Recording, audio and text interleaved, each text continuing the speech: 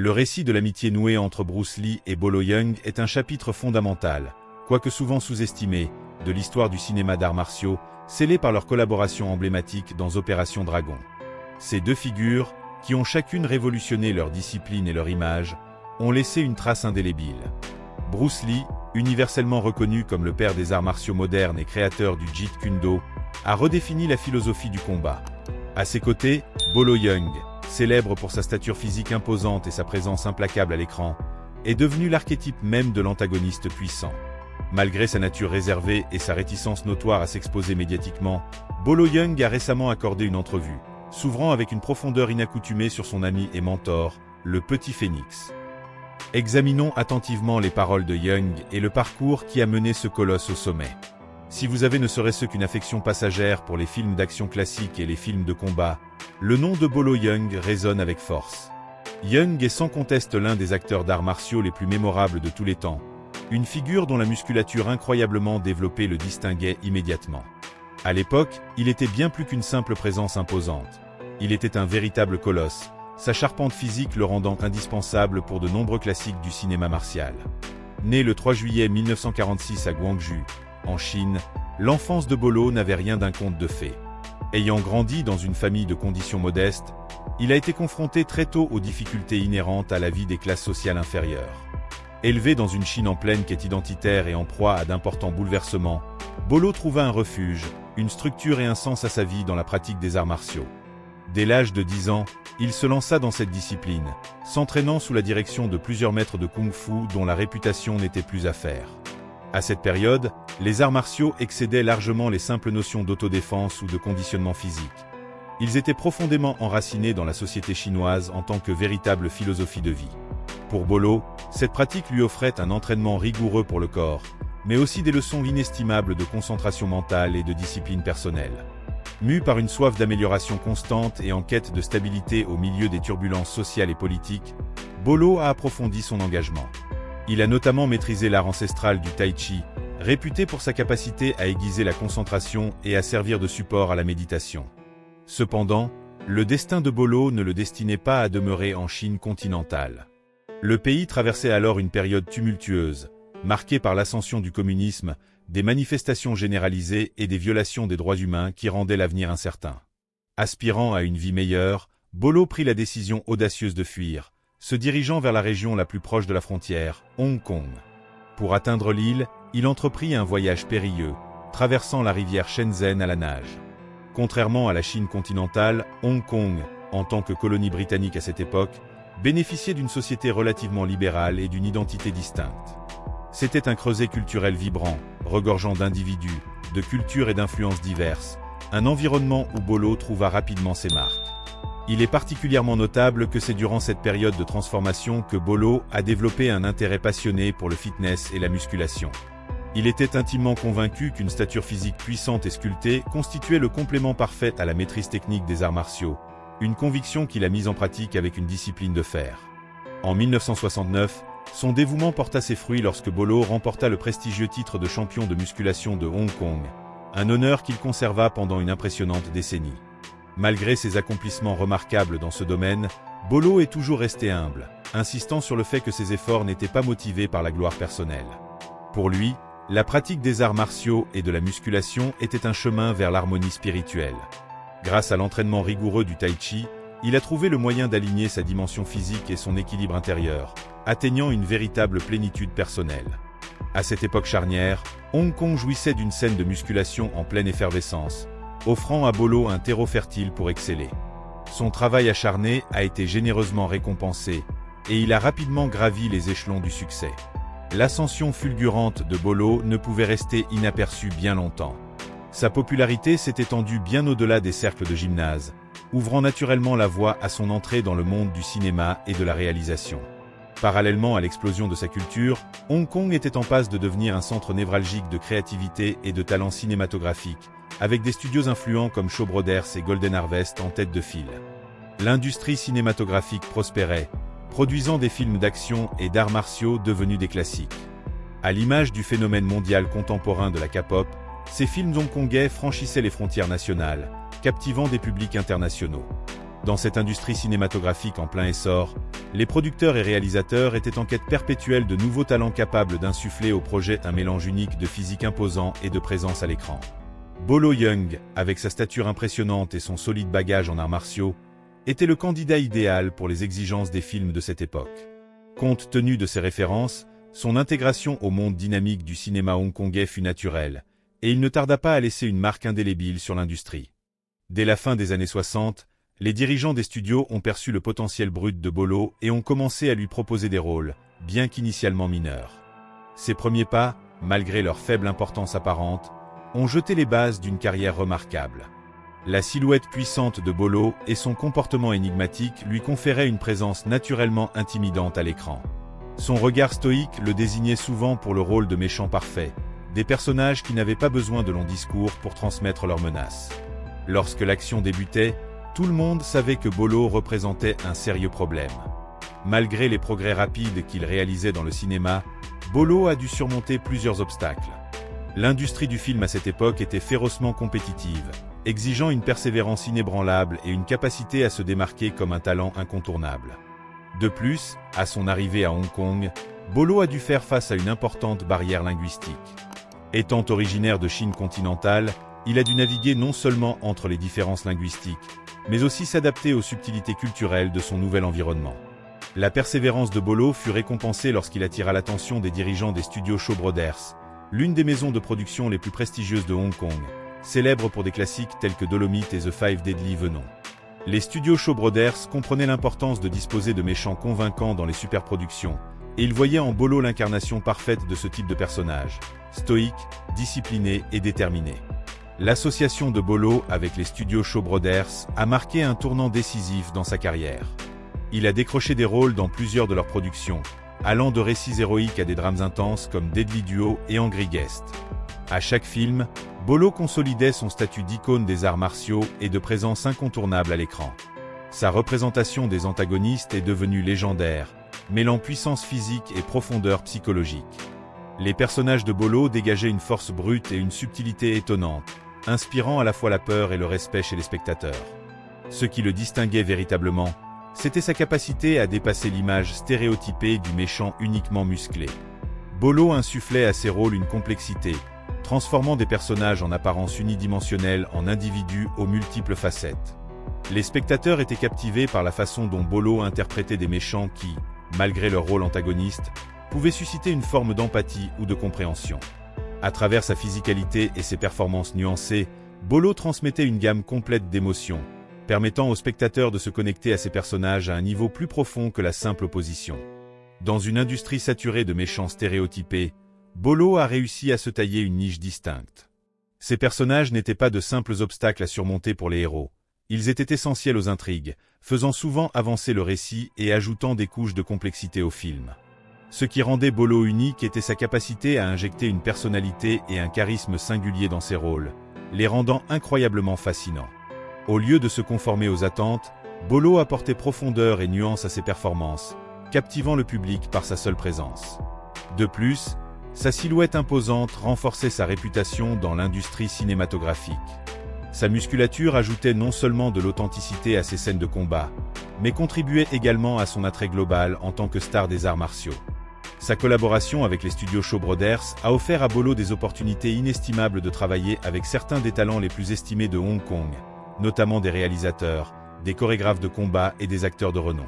Cette exposition à l'excellence lui a permis de perfectionner son art et de peaufiner ses compétences d'acteur, le poussant constamment à livrer des performances remarquables, tout en s'adaptant aux différents styles de réalisation et aux diverses techniques de tournage.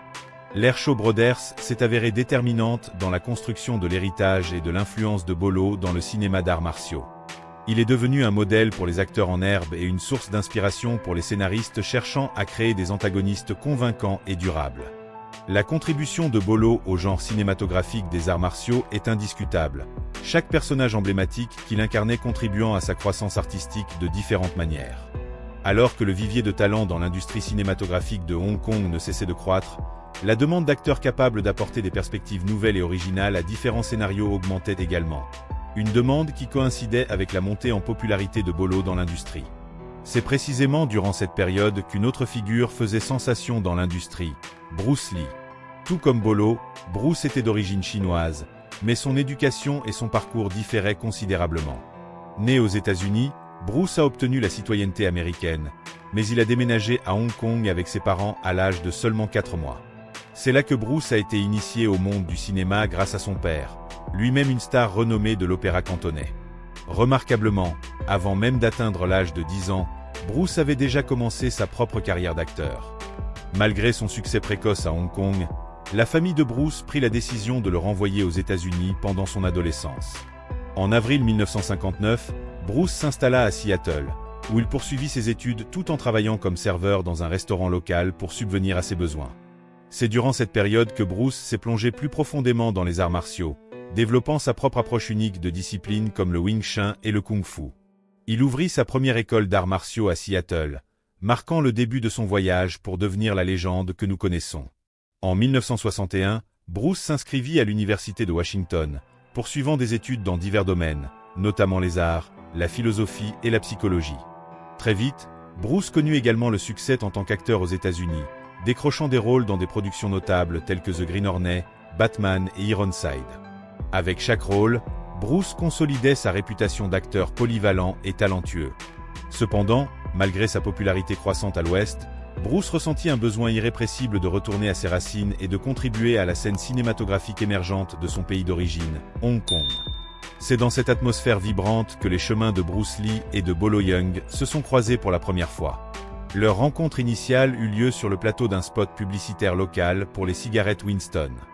Dès leur première interaction, Bruce et Bolo ont développé une sympathie immédiate, forgeant un lien qui allait se renforcer avec le temps.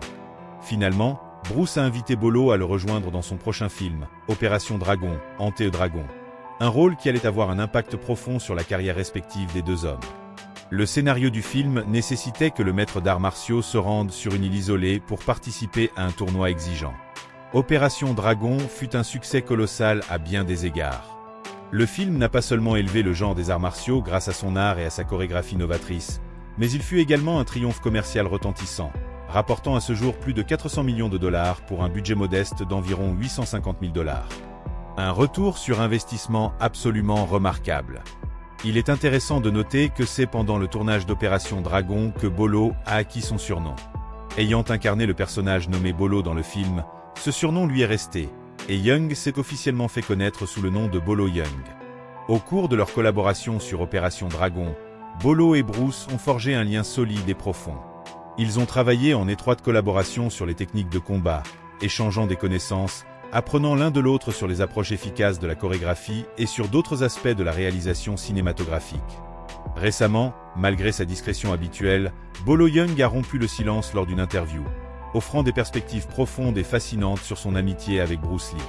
En novembre 2022, le culturiste chinois s'est ouvert sur Bruce Lee lors d'une interview en mandarin, plus tard traduite en anglais par une chaîne dédiée.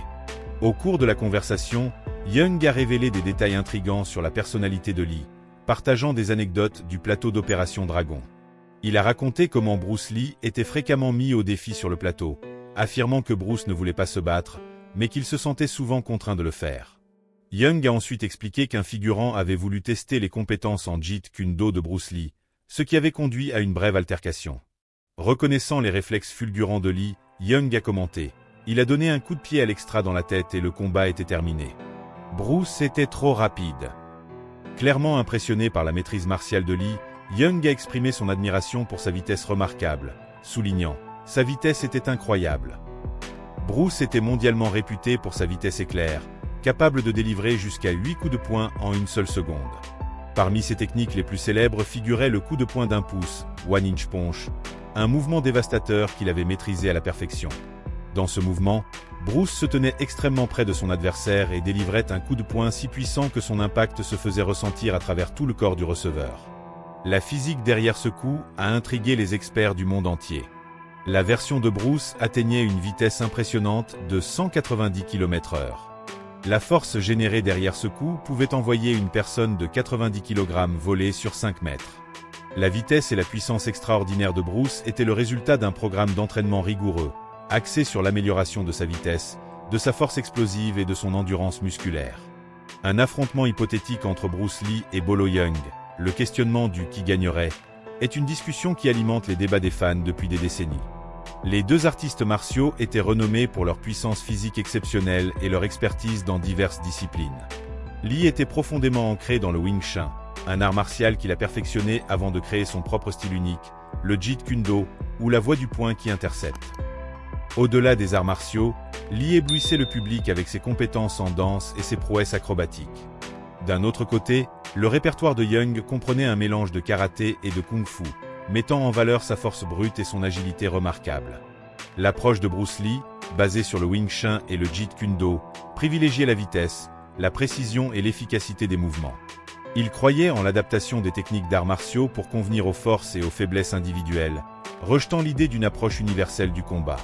En revanche, l'entraînement de Bolo Yeung mettait l'accent sur la puissance brute et l'endurance, se concentrant sur la délivrance de coups dévastateurs capables de neutraliser rapidement les adversaires. Dans un affrontement hypothétique, Lee compterait probablement sur son agilité, son timing et ses réflexes rapides pour éviter les redoutables coups de Yeung.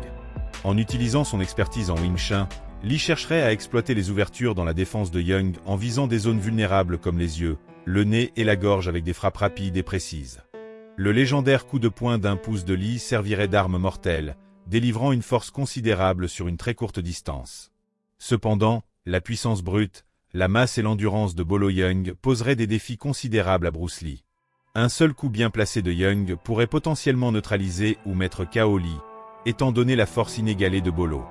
De plus, le solide bagage martial de Yeung et son régime rigoureux de musculation le rendraient remarquablement résistant, capable de supporter une punition substantielle et de continuer à combattre malgré les blessures reçues. Dans leur carrière cinématographique, Bruce Lee a été le pionnier du genre des films d'arts martiaux, jouant dans des œuvres emblématiques telles que Fist of Fury, La Fureur de vaincre, et Game of Death, Le jeu de la mort.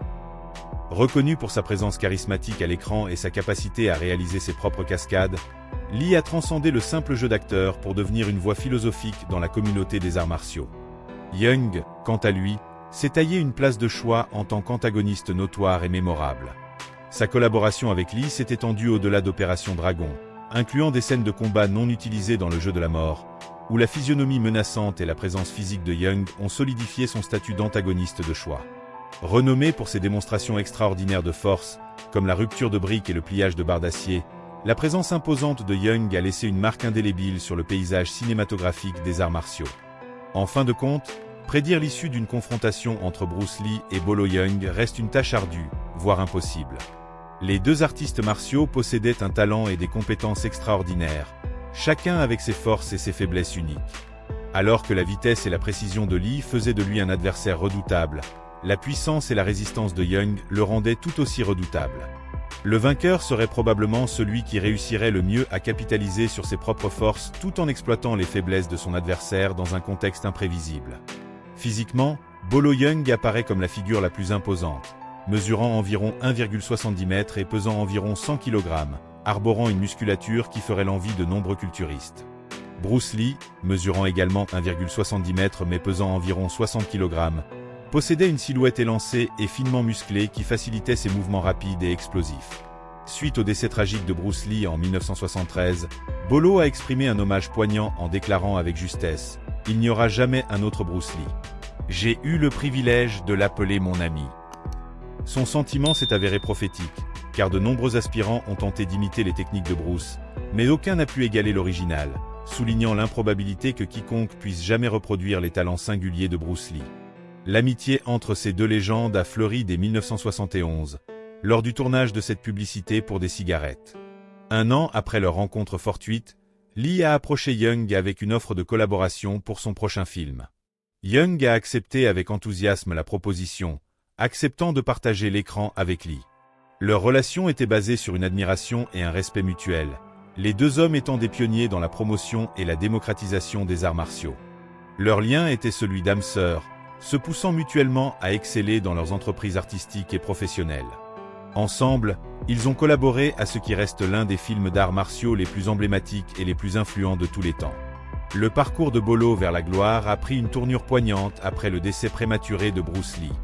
La perte fut difficile pour Bolo, car Bruce n'était pas seulement un camarade, mais aussi une source d'inspiration.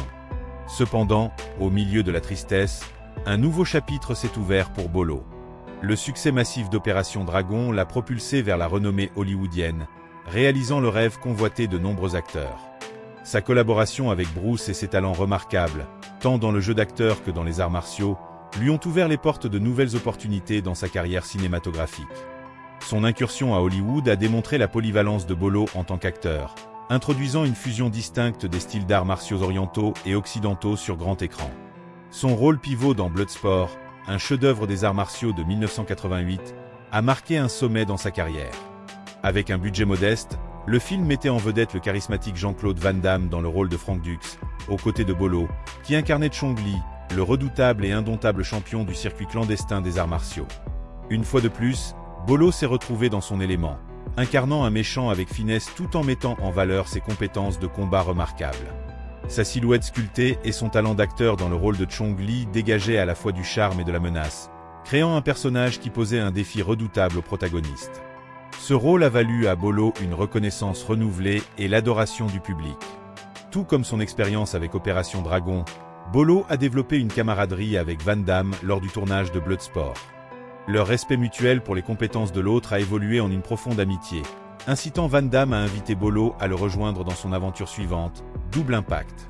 Le parcours de Bolo s'est poursuivi avec de nombreux projets, devenant une source d'inspiration pour les aspirants artistes martiaux cherchant à égaler son succès. Malgré sa retraite aujourd'hui, son influence reste palpable dans le domaine des arts martiaux. De nombreux luminaires d'aujourd'hui le reconnaissent comme une figure pivotale. En conclusion, même s'il n'a peut-être pas détenu le titre d'acteur d'arts martiaux le plus éminent de son époque, Bolo Yeung a indéniablement laissé une marque indélébile. Grâce à ses collaborations avec des piliers de l'industrie comme Bruce Lee, il a su se tailler une place parmi les artistes martiaux les plus vénérés de tous les temps.